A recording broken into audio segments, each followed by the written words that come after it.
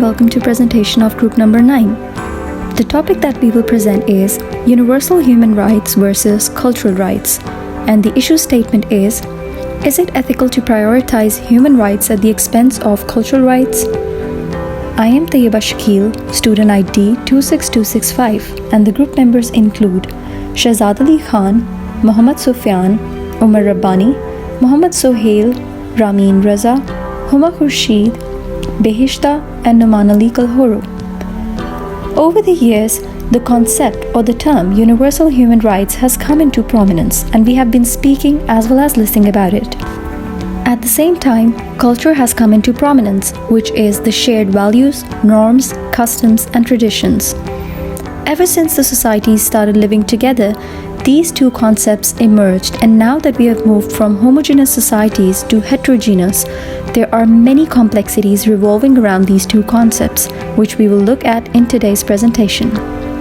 The importance of discussing this topic lies in the fact that it's very much linked to the ethical dilemma, which requires choosing between two options, and also as these ideas are linked to morality.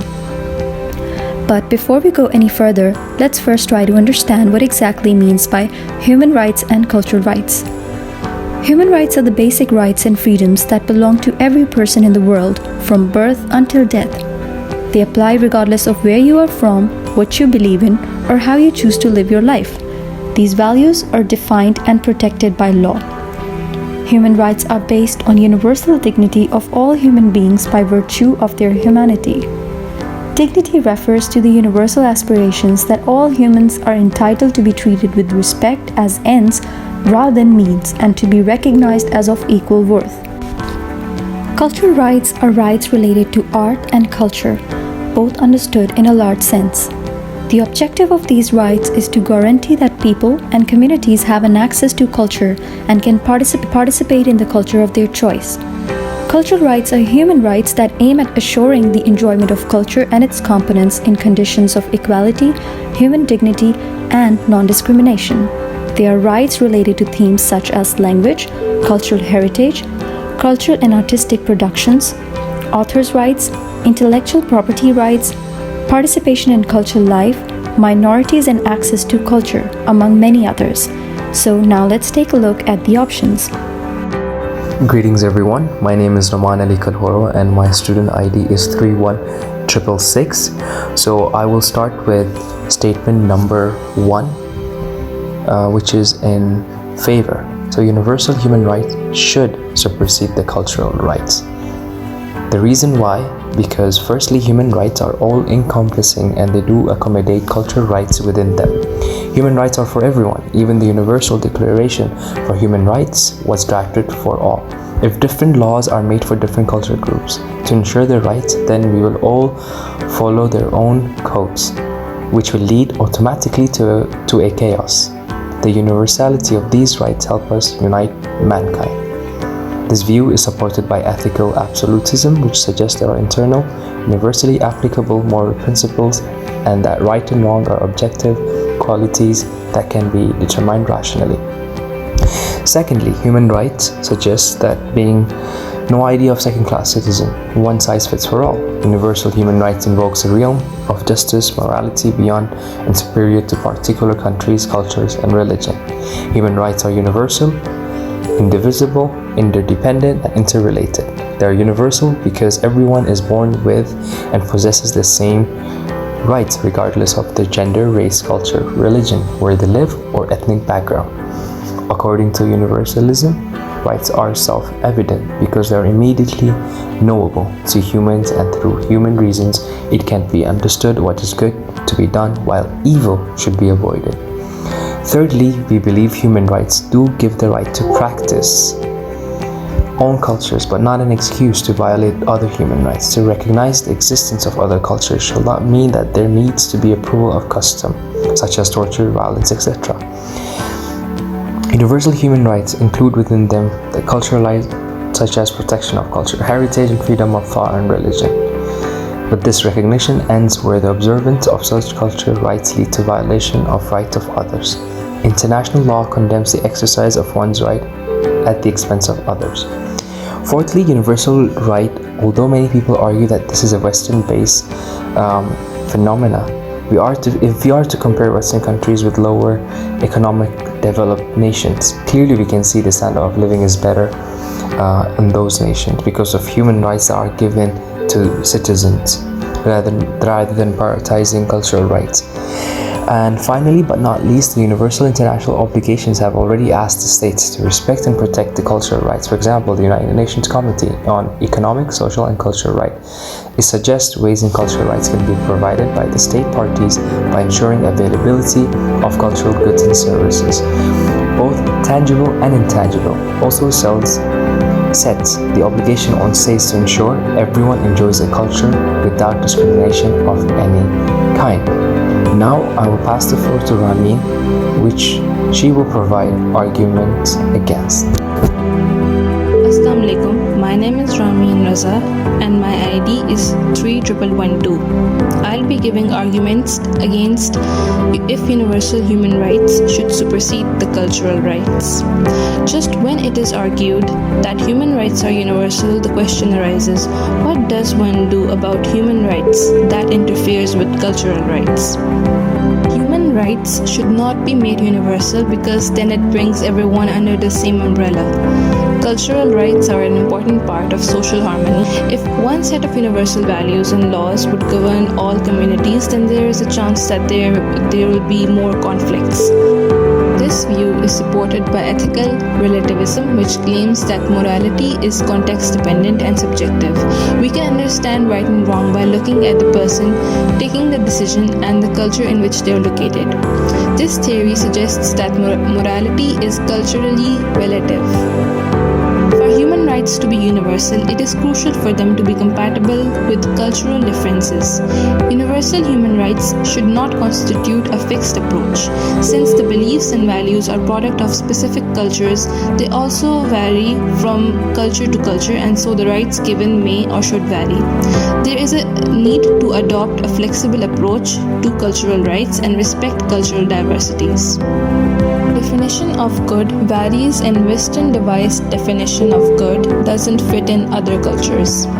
Freedom of speech is a universal right, but what counts as hate speech is different from definitions at different places.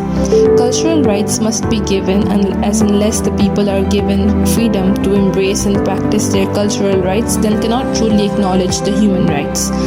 So, if universal human rights are applied everywhere, then the voices and needs of the indigenous or minority groups are overlooked and unheard because the majority's concerns are entertained even if they are against any particular culture or group.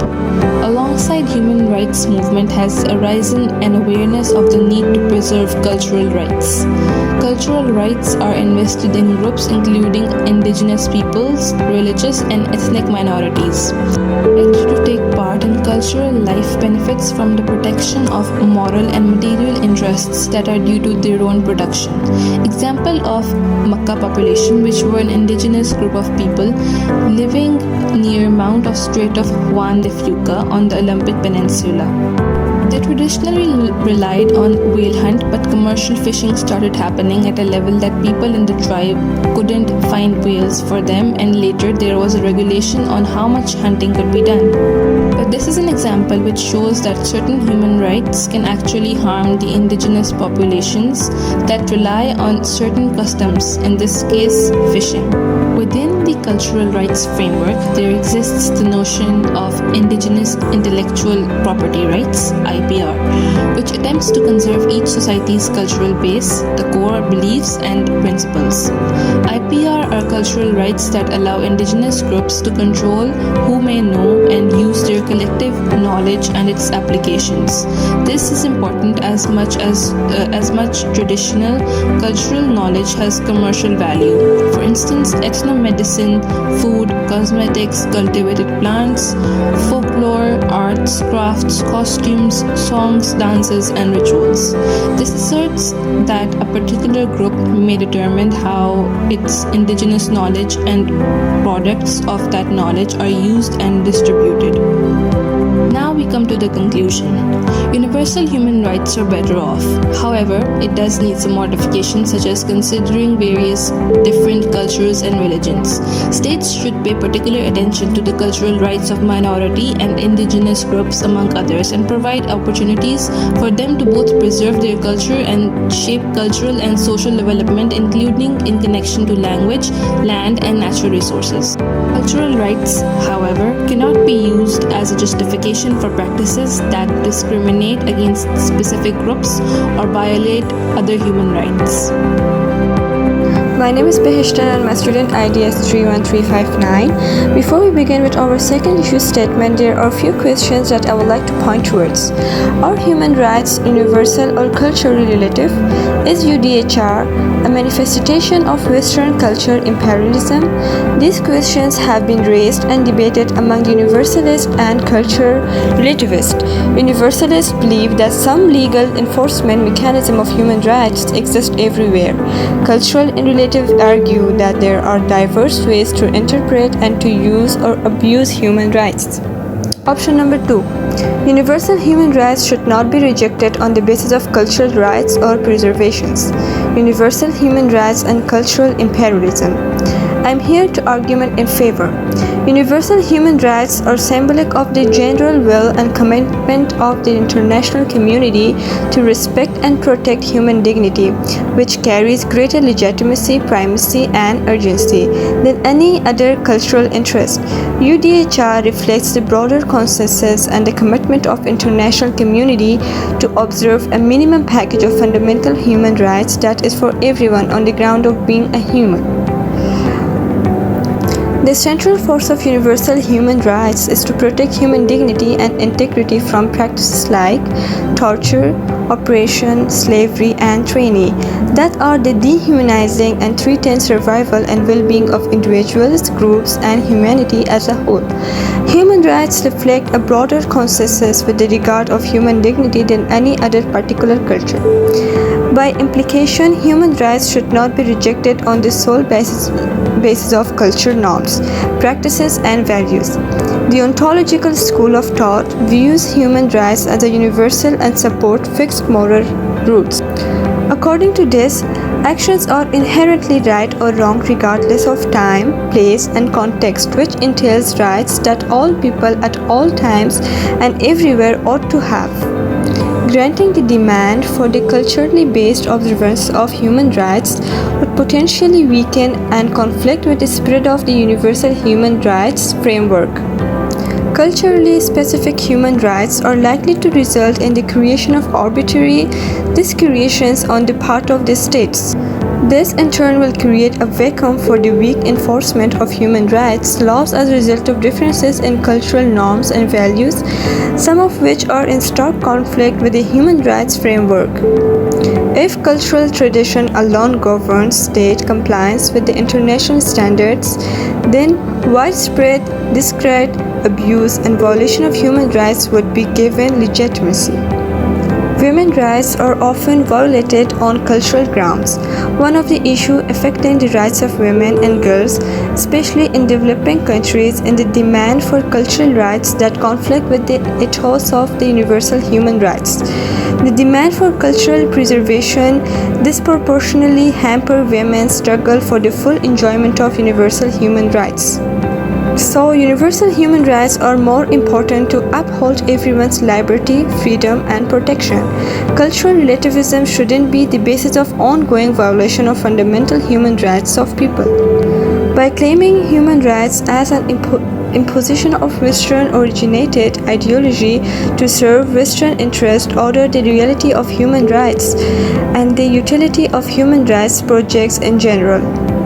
So, it downplays the gross violence of the right of many people and the need to arrest the situation. Universal human rights do not constitute a particular cultural standard, but rather one legal standard, which reflect a collective consensus of international community.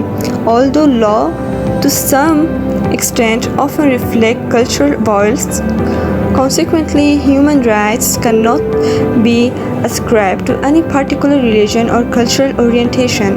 The origin of human rights should not even matter so much if they serve and advance the common good of humanity.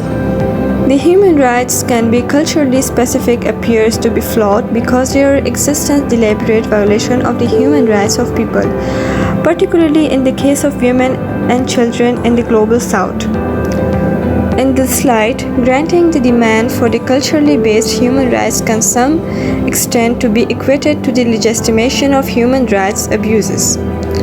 Just when there's a space for the expression of cultural uniqueness and identity, there must equally be a space for a minimum standard of guarantees to avoid the exercise of arbitrary, discretionary powers that result in abuse due to limited, commonly enforceable standards. Thank you so much. My name is Shehzad, and I am giving arguments against universal human rights should not be rejected on the basis of cultural rights.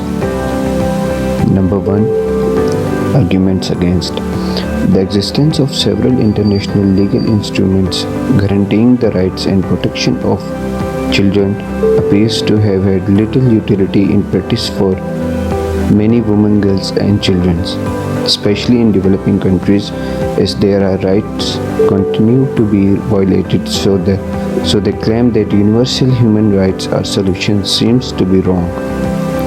Theological school views human rights as currently relative ethical decision making should consider the context and consequences. It questions universal human rights as there are diverse cultural contexts. Number 2. Cultural relativism implies a respect for cultural differences and therefore call for sensitivity to cultures other than one's own.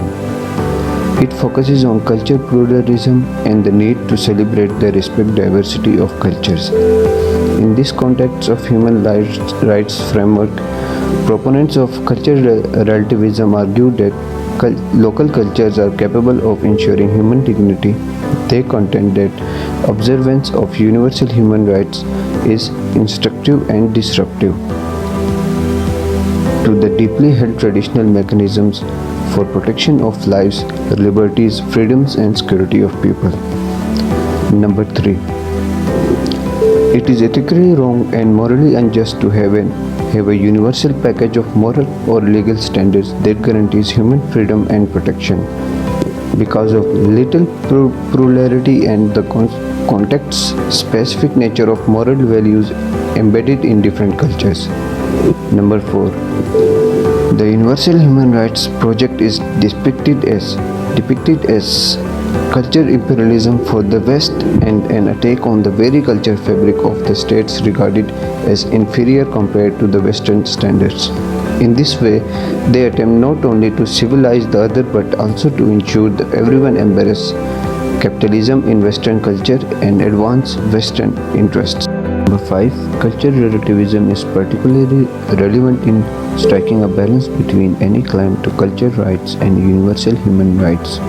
For instance, new emerging issues being framed as human rights discourse, such as same-sex marriages, are particularly worrying and continuous based on difference in culture, values, and orientations across the globe.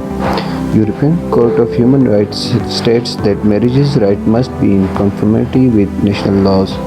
The court decision reinforces the relevance of respecting cultural rights and cultural relativism within the bounds of national laws to help guarantee the sanctity of positive culture and religious beliefs, traditional and practices that are threatened by these new human rights movements. Conclusion. In the dominant patriarchal culture context, universal human rights are labeled as project of Western imperialism in effect. Culture can be invoked to assert human rights, and at the same time it can be deployed to rationalize the violation of rights of others. If all cultures equally ensure the protection of universal rights of people, then the existence of universal human rights framework logically should not be subject of controversies, given that it proposes an existence of shared objectives of promoting human dignity. This shared vision should then be a unifying force rather than a diverse one. Thank you. Looking at our debate in context of Pakistan. Article 28 of Pakistan Constitution preservation of language, script, and culture. Subject to Article 251. Any section of citizen having a distinct language, script, or culture shall have the right to preserve and promote the same. There must be a protection, promotion, and development of intangible cultural practices to ensure peaceful coexistence, peace, and tolerance. Ethical issues in light of universal human rights versus cultural rights divide in Pakistan. Pakistan is not fulfilling its commitment or social responsibility to social, economic, and cultural rights, as there is a widespread discrimination and a lot needs to be done for the disadvantaged communities. Christians in Pakistan suffer discrimination at the hands of employers. Transgender persons in Pakistan got the right to be recognized as a third gender on national identity cards, yet they continue to face discrimination and barriers in education, healthcare, and employment. Workers from Pashtun or Afghan backgrounds have been discriminated against by the employers and face strict inspection and harassment by the authorities. As far as languages are concerned, the state has all focus on Urdu, Arabic, and English. The rest of the languages of the country are still awaiting support for their protection and promotion. Blasphemy law ignores the fact that the rights of non-Muslims as equal citizens with equal rights are enshrined in Pakistan's constitution that are being violated. There have been attacks and killing of peoples belonging to religious and cultural minorities. There is a hatred for minorities which often reflects in the language of the mainstream media, where they are denounced as enemies of Pakistan and blasphemers. Despite the provisions and legal instruments, there exists a lot that needs to be done to make balance between the universalism and cultural relativism, because many issues are prevalent. Government mostly protects and promotes the Islamic population of the country. The state must recognize, protect, and promote cultural diversity and must ensure the protection of all historical sites and take action on violence against minorities to ensure peace and coexistence. It should make sure the indigenous people are included in all development projects and that they are not marginalized. So there's this ethical dilemma, either to follow ethnocentrism or pursue relativism, and between freedom of expression and protection of the sanctity of the dominant religion. Our contention is that cultural rights must be given as long as they don't violate human rights to which the state is signatory, because if the cultural rights are given without any check-in, then those practices that are prejudicial to the health, dignity, freedom and security of innocent people will continue. Assalamu alaikum, my name is Muhammad Suhail. My student ID is 30488. As we are looking at the context of Pakistan, there are laws and protocols. There are laws and protocols that affirms promotion of human rights and with specific clauses that discourage and condemns harmful cultural practice. Still, we see certain harmful practice happening justified on the basis of socio-cultural and religious dynamics. For instance, Charter on Children Rights define the age of a child and mention that a child has the right to education, protection, and there are clauses and other legal instruments that condemns child labor, abuse, enslavement or torture. It has to take all appropriate measures to eliminate harmful social and cultural practice affecting the welfare, dignity, normal growth and development of the child, but still child labor is very common. Child labor occurs due to economics necessities and cultural expectation, where children are required to help family business or brings home a substantial portion of the family income. There this concept where if someone murder anyone, then family of the demise would also murder then someone from the murder family. If someone has borrowed money and could not return back in the time, then he would have to give a woman of his family as compensation. These practices are common, especially in the tribal areas, and such unjust decisions are culturally grounded and usually decided by jirgas, and they do not take into account the violation of rights of individual who for no reason have to pay the price.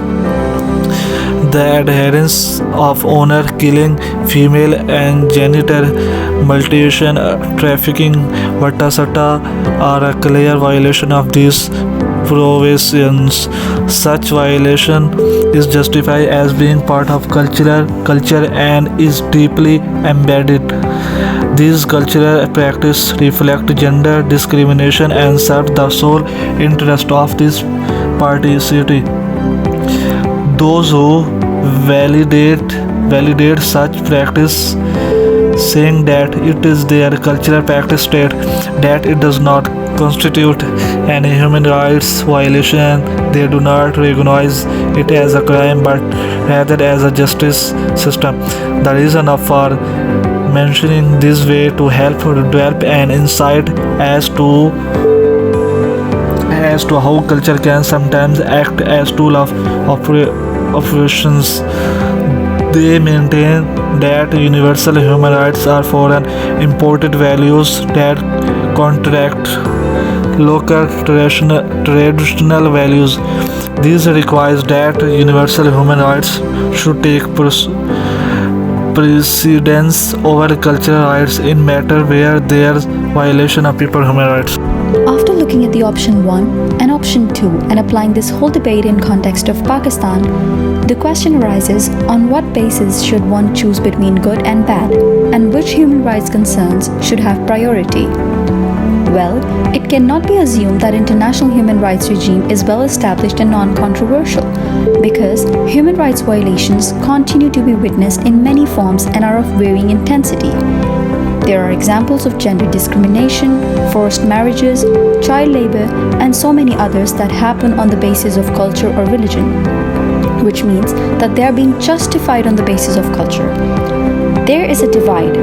While some argue that human rights standards should be universal, same for all countries and cultures, the others state that no one has the right to dictate another culture as to how they should function and apply human rights, and that each culture should have the right to devise its own human rights standards. The chosen statement of our presentation is that universal human rights and cultural rights need not be two opposing paradigms. Instead, a moral and ethical way forward would be to adopt positive values that would benefit everyone and harm no one. In this chosen statement, we try to assert that cultural rights must be protected as long as they don't violate universal human rights. Yes, Assalamu alaikum. My name is Muhammad Sufyan and my ID is 30090. Arguments in favor. No one may invoke cultural diversity to infringe upon human rights guaranteed by the international law, nor limit their scope. The universal nature of a human right is clearly established as international law in the uncharted for all without distinction. The emphasis is to acknowledge, understand, and tolerate other cultures on the basis of binding global ethics, which was founded on universal values and mutual respect across the cultural boundaries. Ethics are important in understanding how to lead a good life, what our rights and responsibilities are towards others, and languages of right and wrong. Applied ethics is used for moral issues relating to human rights.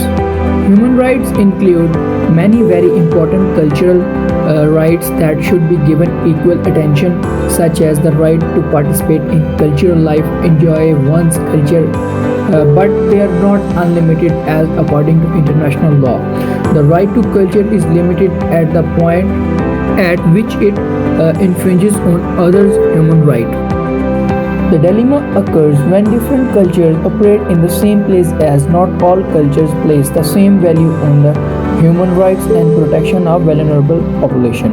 Human rights are not universally upheld, and many practices across the globe depict practices and policies that essentially violate them. Women are often deprived of rights to control their lives. In tribal settings, women are degraded to status of property to be exchanged through marriages among families for social status and resources to resolve disputes. The problem is that not only human rights but national law and constitutions also provide for women to have an equal status, yet what we see in that the discriminatory cultural practices remain in the place. The cultural belief regarding marriage, age, who to marry, roles, responsibilities and rights to do not take into account the human rights aspect, as many time one of the spouse has to face a lot. We contend that implementation of cultural right of minorities and indigenous peoples are not a source of conflict but rather are crucial for a peace and stability.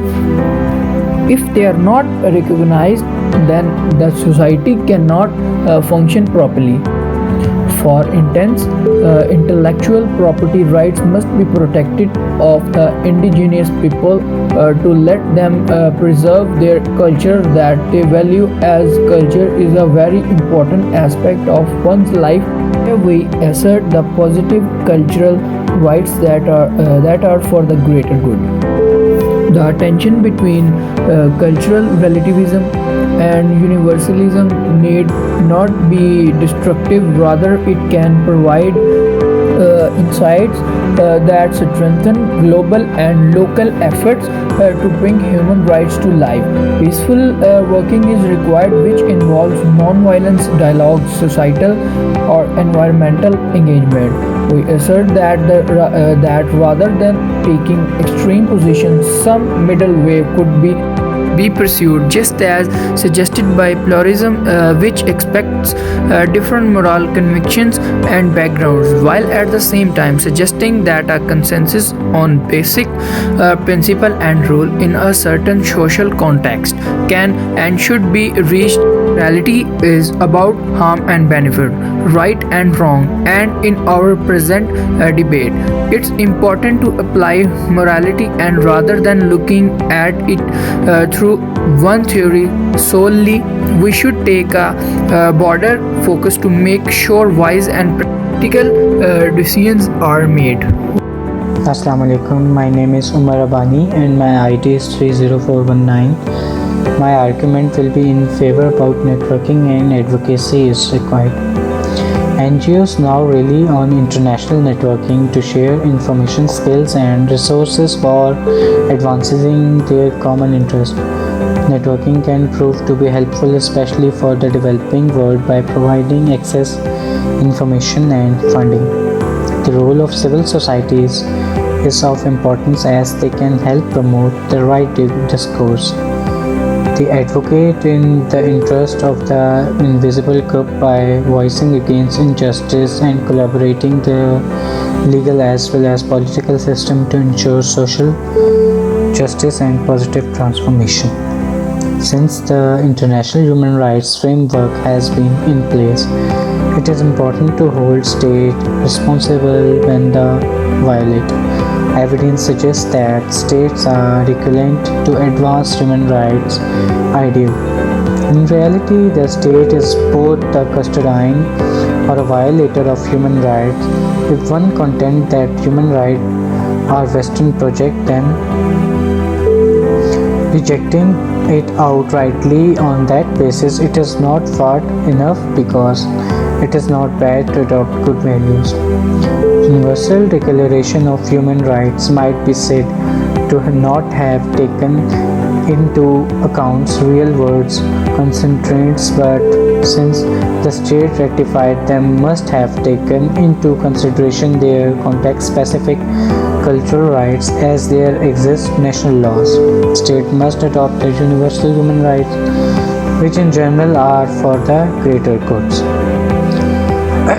The demand for preservation for the discriminatory and harmful cultural practices in the name of culture activism violate them and the basic human rights of the victims.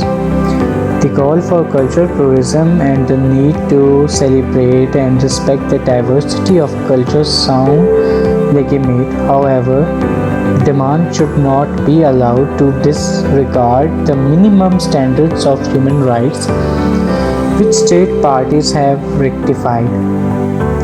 Now, we suggest the harmful customary practices focus on decision maker and their diaries, the interest which reflect egoism. Even utilitarianism would not serve the purpose as the contents good for most people but in the interest of minorities are ignored, and also there is a subjectively animal involved which would not look at other needs and values. While we argue that universal human rights should be taken as a blinding force toward common goods, there must be a strong cultural sensitivity when addressing the unjust culture practice, especially when approaching the power in practice communities. This would require building excellent rapport, mutual trust, and respect to encourage meaningful critical dialogues to begin. It is important to bring on board all parties that have to stake in the practice and whose ideas, power, and influence can impact positively for greater goods. There should be effort on public awareness about recursion and human rights concern regarding harmful cultural practices. It is important to pursue social changes on human rights, especially on behalf of vulnerable and oppressed people and liberation for all people. Culture is dynamic and should ideally be open to new possibilities for social transformation. It can be preserved if doing so will not necessarily lead to the infringement of the basic fundamental human rights of others. Now, so let's celebrate the diversity while keeping in mind the universal set of models that bind us together to ensure that well-being and protection of everyone in the priority. Thank you so much.